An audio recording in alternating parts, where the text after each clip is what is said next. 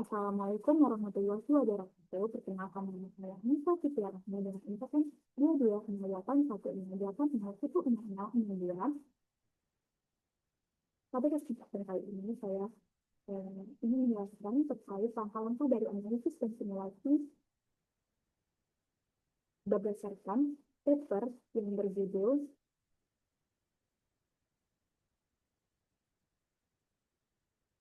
If Database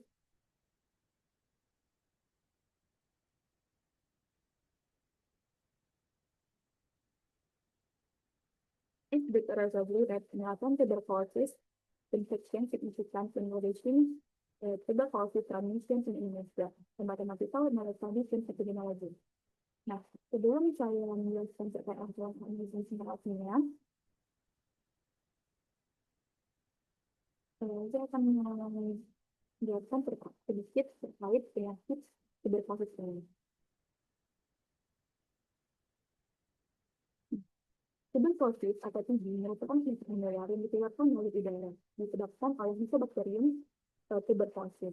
TB ini menyerang paru-paru dan merupakan penyakit infeksi primer yang ditandai dengan pembentukan tuberkel yang seringkali berkembang lama setelah infeksi ayam. TB merupakan penyebab kematian ke-9 di seluruh dunia. Namun, penyebab kematian keempat di Indonesia menurut IHME tahun 2018. Nah, hingga saat ini masih terdapat kesenjangan yang signifikan dan kesimpulan dalam hal deteksi dan keselamatan, di mana terdapat 3,6 juta kesenjangan global terkait TB di dunia. Sebanyak 80% dari kesenjangan tersebut terjadi di India sebesar 26%, di Indonesia sebesar 11%, dan Nigeria sebesar 9%, sebagai 3 negara teratas menurut WHO tahun 2018. Nah, dalam paper ini,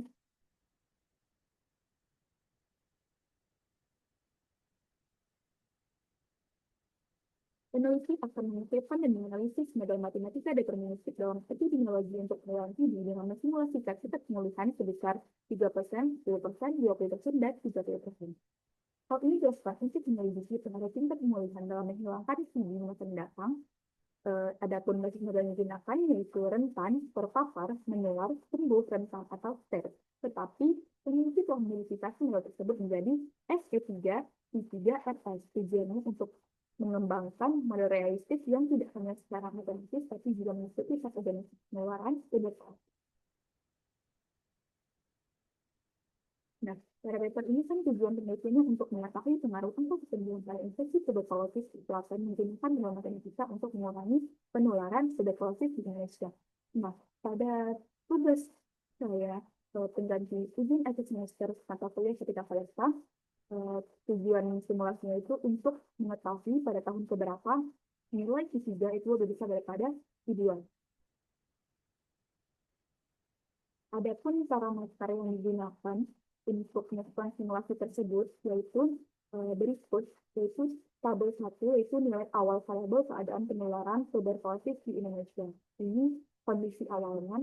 Selanjutnya, tabel 2 yaitu nilai parameter penularan TB yang merupakan data atau parameter yang saya gunakan sebagai bahan simulasi.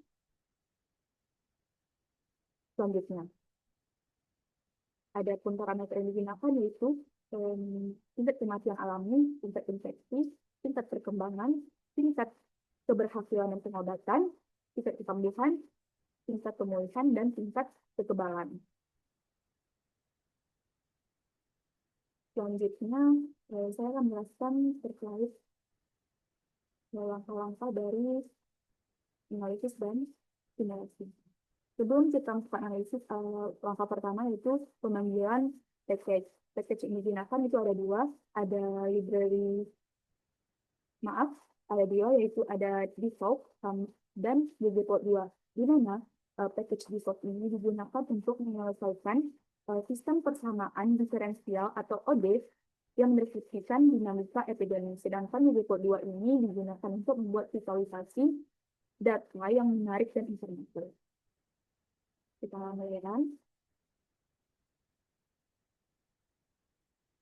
Nah, langkah yang kedua yaitu menentukan parameter model, di mana data parameter ini diambil dari tabel 2 yang saya jelaskan pada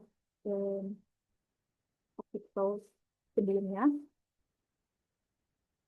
di mana setiap parameter ini yaitu ada tingkat kelahiran alami, tingkat kematian, tingkat perkembangan, tingkat penulisan, merupakan representasi laju yang berbeda dalam metode epidemiologi, seperti laju kelahiran, laju kematian, laju infeksi, dan laju pemulihan. Nah, selanjutnya itu kondisi awal yang mana ini diambil dari tabel 1 artikel yang saya jelaskan sebelumnya. Di mana S ini merupakan susceptible atau orang yang sehat. Jadi jumlah populasi yang sehat itu sama dengan S, yaitu sebanyak 428, 78, 297. Lalu E1 yaitu E merupakan expose. Expose itu merupakan orang yang terpapar, artinya populasi yang terpapar penyakit TB, yaitu sebesar 119,270,166. Mana expose di sini yaitu ada 3 jenisnya. Lalu ada I1 yaitu infected, itu seseorang yang memiliki penyakit TB dan bisa menularkannya. Bedanya dengan expose, expose itu tidak bisa memiliki penyakit terpapar penyakit TB tapi tidak bisa menularkan penyakit TB tersebut ke orang lain. Sedangkan infected atau I itu memiliki penyakit TB dan bisa menularkan ke orang lain. Jadi infected di sini ada 3 juga. Lalu ada R atau recover, yaitu orang yang sembuh dari penyakit TB. Selanjutnya ada modal spell. Ini modal epidemiologi yang kita gunakan untuk simulasi ini. Itu SE3, I3, dan R.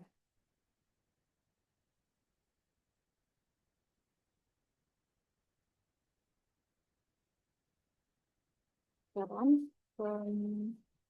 gimana fungsi model SE3I3R ini merupakan dinamik fungsi yang digunakan untuk mendefinisikan dinamika perubahan populasi untuk setiap kategori berdasarkan parameter yang telah ditentukan sebelumnya. Di mana model ini menggunakan metode WIT untuk memudahkan akses ke variabel. Selanjutnya, kita menentukan waktu simulasi, yaitu dimulai pada tahun 2018 sampai 2030, atau selama 13 tahun.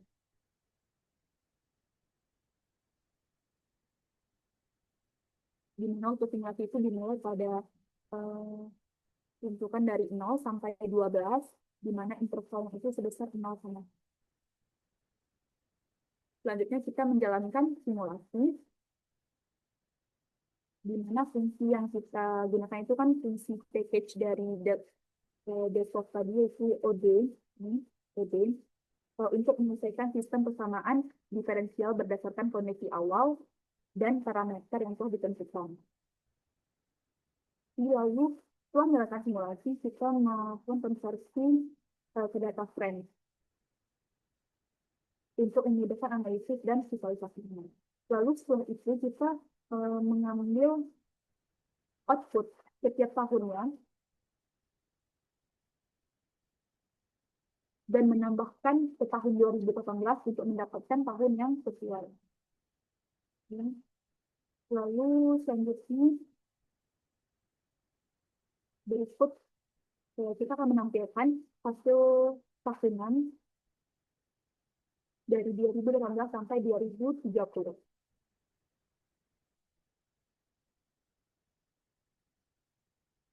Berikut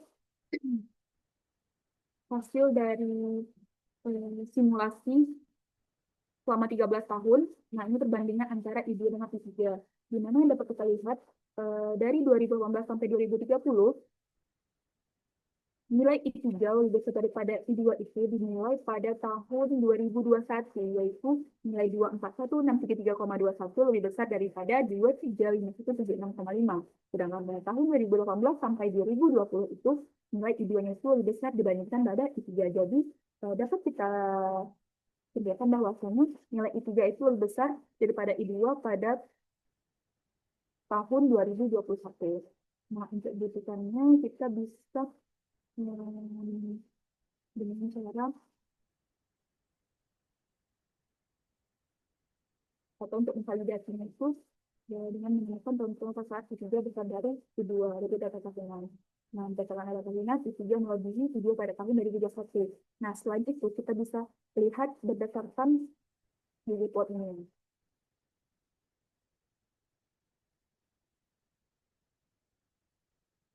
Nah, berdasarkan hasil dari GGPOT, dapat kita lihat bahwasanya garis yang berwarna merah ini kan mengindikasikan XDR-TB atau I3. Garis warna biru itu MDR-TB atau I2.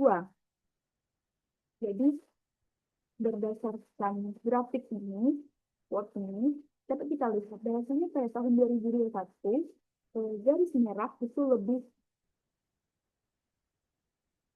memuncak atau lebih meningkat daripada garis biru. Jadi dapat kita buktikan bahwasanya nilai I3 lebih besar daripada I2 itu pada tahun 2021. Artinya populasi meningkatnya pasien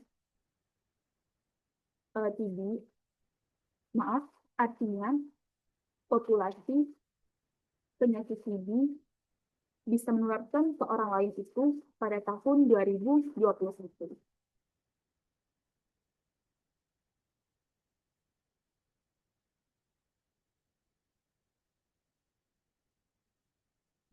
Selain itu, jadi tadi kan ada juga recovery rate itu ada 4.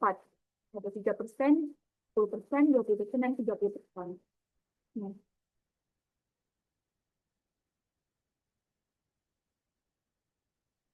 berikut tambahkan recovery rate-nya. Nah, ini recovery rate. Ini lagi.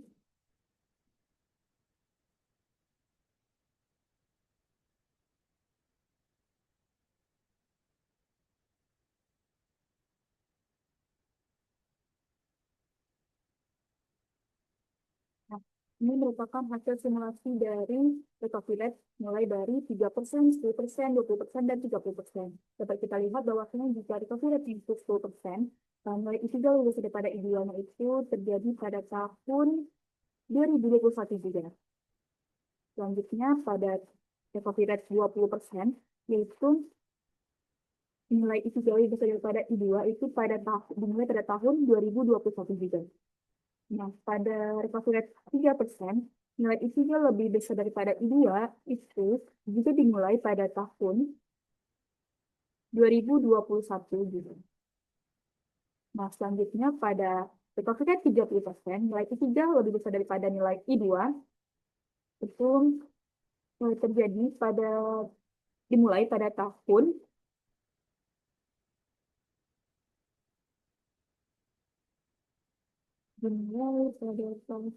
2020.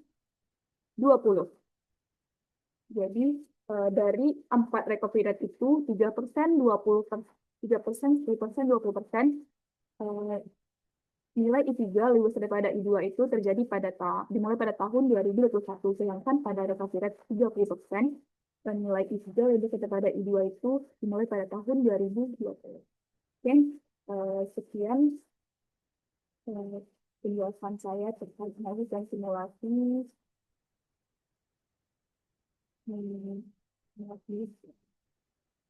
untuk menentukan pada tahun berapa nilai yaitu lebih pada I2 yaitu pada tahun 2021. Kemudian video saya pada kesempatan kali ini saya